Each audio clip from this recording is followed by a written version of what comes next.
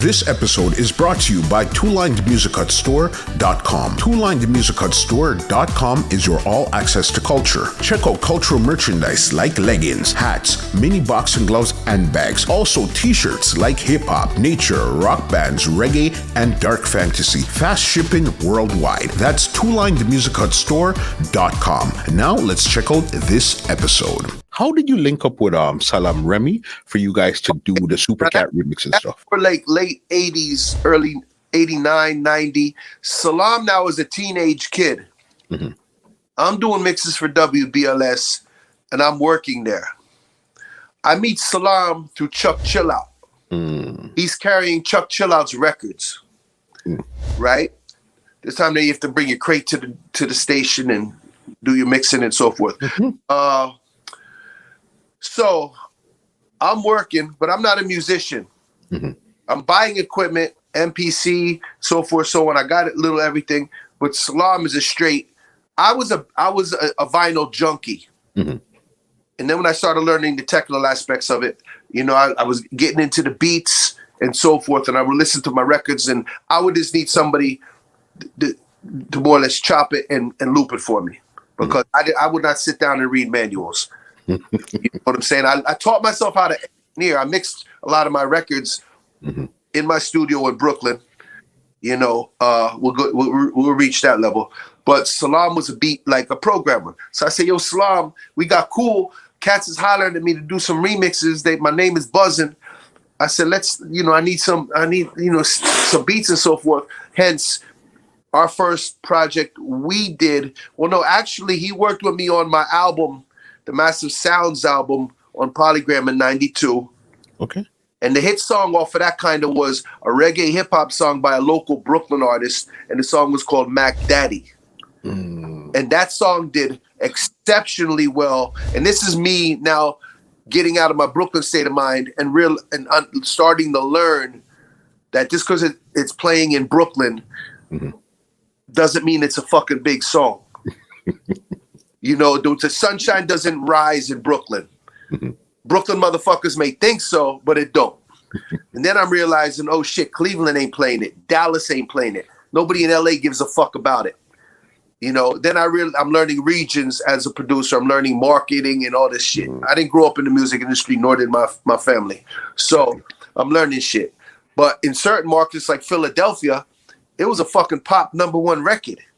And like, who was the artist? A guy named Mikey Jarrett. He was a Brooklyn old reggae dancer. Yes. Okay, so he was the one that gave you like some success in the business. Well, that song, I think, like the song was bigger than the names on the song. Mm-hmm. People in Philly just knew Mack Daddy. They didn't know the artist. They didn't know me. Mm-hmm. You understand? Once the song got big and then people associated the name with it, then we kind of got our credit. But it's like one-hit wonders. Sometimes you know the song, you don't know the fucking artist. So, like I said, in Philly, that shit was playing next to Boyz II Men and Mariah Carey, like in rotation. It was a pop record. Yeah. You know what I'm saying? And, you know, me and him, we're cool now, but it wasn't, shit got funny. So I just said, you go do your shows and I'm going to do me, so forth, so on. And the song, it was like, you got to understand, I was signed to a label that had Luther Vandross and Vanessa Williams. Yeah. They didn't really know what to do with that. And if I knew what I know now from like, or even 10 years after that, mm-hmm. I wouldn't have gave them such a diverse type sounding album. Got you. I would have probably just focused it more on like a hip hop side. Mm-hmm. You know what I'm saying? As opposed to being like, you know, reggae hip hop was played in New York and it played in some markets, but it was very hard for mainstream, or not even mainstream. Back then you had an urban radio. For urban radio to play a reggae hip hop song when they were just, you know, on the cusp of playing more hip hop. For sure. In rotation. So, but I didn't really know about that stuff. I thought, shit, we hot in the streets. Mm-hmm. You know what I'm saying? You know, so and then after that, then after we did that, me and Salaam linked up, and Supercat had linked me. And he was with Robert Livingston at the time, and he used to work out of Philip Smart Studio, so forth, so on. And that's when we did the Dundada hip hop remix, and then the biggest one probably to this date, which really helped, I think, Supercat get to the hip hop people, was the Ghetto Red Hot remix we did. What was the thinking behind that remix where you said, okay, this is how we're going to make it this way? Tell me how you guys came up with that. Simple. I told Salaam we need a banging beat, right? Because a lot of Americans may not understand his patois. Patois may sound Spanish to a Yankee, right? So we got to give him a beat that the DJs can this fucking beat is ridiculous. Or they'd say back in the day, retarded. You know what I'm saying? So we gave him a banging beat, right? And if you listen, we had that old reggae sound on the bass line still, the Yamaha, and we put that in there. We, got the beat, then added our effects and so forth. And I just told Salaam, let's make the beat, because this is pre-digital now. This is where it gets funny. Make the beat the similar tempo as the dancehall song, the original dancehall song. So when we fly the vocals in, it will sit on the rhythm close, right? And then he said, well, how are we going to fly the vocals in? And this is, I have to, pat myself on the back. I said, I have a 1/2-inch reel-to-reel tape. We're going to bounce the vocal off of the 24-track 2-inch to a DAP machine. Then we're going to bounce the vocal from the DAP machine onto the 1/2-inch 8-track. Now, why is the 1/2-inch 8-track machine important? It had pitch control. Okay. So it's like a turntable almost like. But you had to finesse it, because when you hit the play button, it's not like digital. It starts right away. There's that, then it starts. So, I'll never forget. So we're in D&D studio. D&D studio now, right?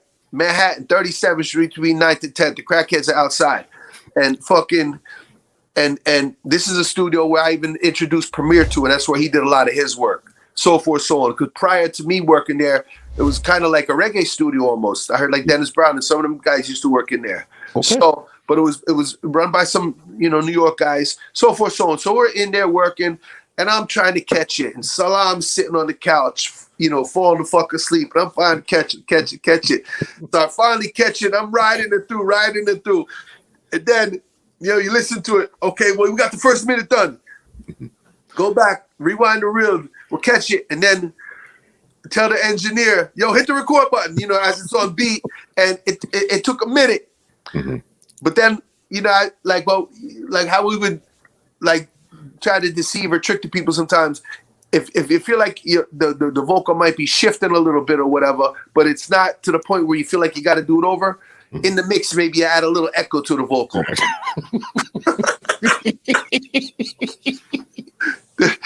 People will notice that then. Back then, it's like we're mixing live.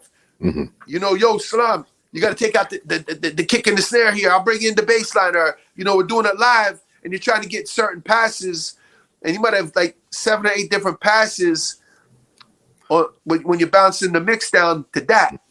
And you choose the best ones, or you might just say, fuck it, I'm tired. I'm going to take the first minute and a half of this one, the second verse of this one, and you might go to the tape and edit it together. But I think we got the pass done in one take. This podcast is brought to you by www.twolinedmusichut.com.